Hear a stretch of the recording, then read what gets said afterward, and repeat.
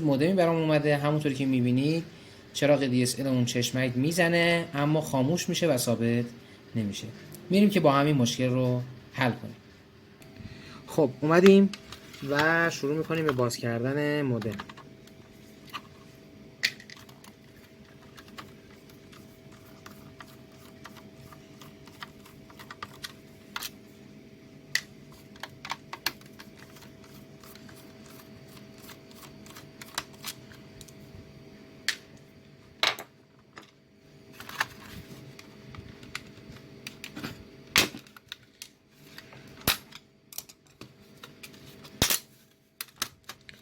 خب مودم رو باز میکنیم و بدون اینکه فکر بکنیم یه سره میخوایم بریم سراغ کریستال و کریستال رو تعویض کنیم. این مشکل بیشترین ایرادی که پیدا میکنه یکی توی کریستاله، یکی توی آیسی لینک شما یا همون آیسی DSL.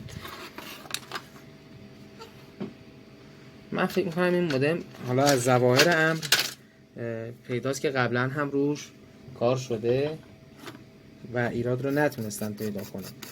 فکر میکنم همین ایراد بوده، چون اومدن پایه های کانکتور تلفن رو روش کار کردن. خب برای در آوردن کریستال پایه های اون رو حرارت میدیم.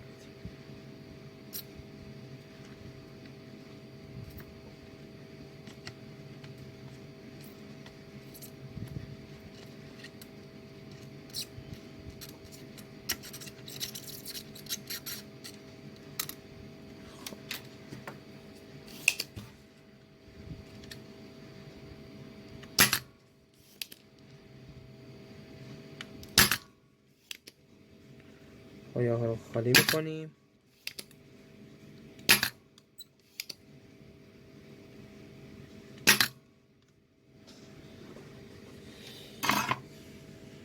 و کریستالی شبیه به این کریستالیه که الان در آوردیم و یک کریستال شبیه خودش باید جایگزینش کنیم. خب حالا این کریستال رو با همون مقدار مشابه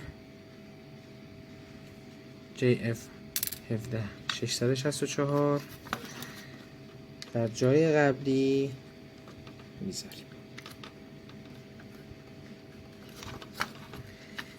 توی این مورد شما هر چقدر هم که آیسی لینکتون رو حرارت بدید برش دارید آیسی نو بذارید بیفایده است، چون ایراد از آیسی نیست. خب ما کریستال رو عوض کردیم. من به کریستال نگاه کردم، قبلا هم تعویض نشده بود.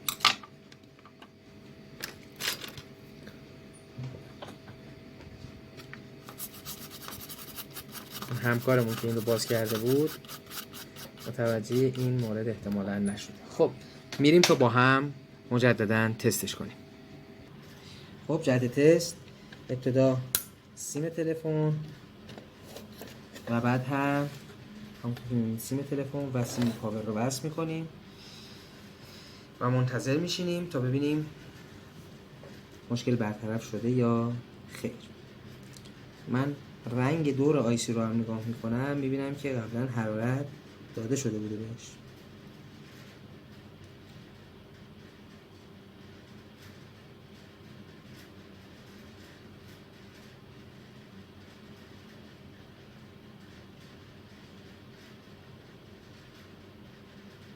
همونطور که میبینین